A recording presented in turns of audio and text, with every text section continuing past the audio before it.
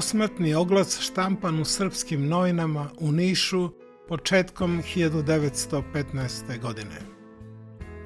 Milo moje dete, Slobodan Petrović Stojanović, pešadijski potporučnik, komandir 3. čete, 4. bataljona, 1. puka, 1. poziva Moravske divizije.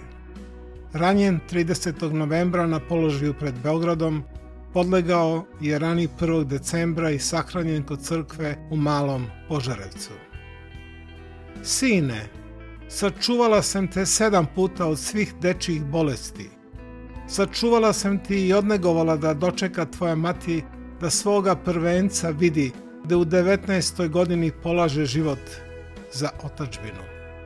Bio si vredan, bistar, tačan i revnostan u svojoj dužnosti, tako da svi tvoji drugovi stigoše da obiđu kuću, braću i sestre, a ti ne stiže.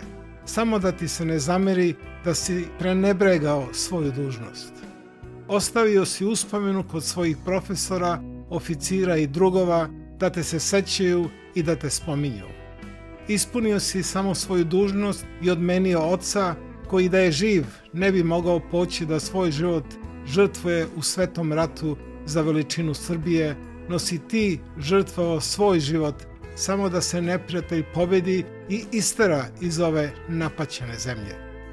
Brat, mati i tvoje 3 sestre tugovaće za tobom, što si mlad u 19. godini otišao kod oca i tvog vaspitača i komandanta, pokojnog Milutina Petrovića, majora, da u društvo sa njima provodite gore gde nema zlobe ni pakosti.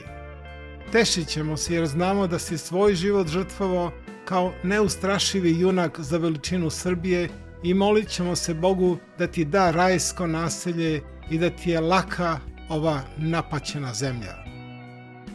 1. januara 1915. godine, Pirot.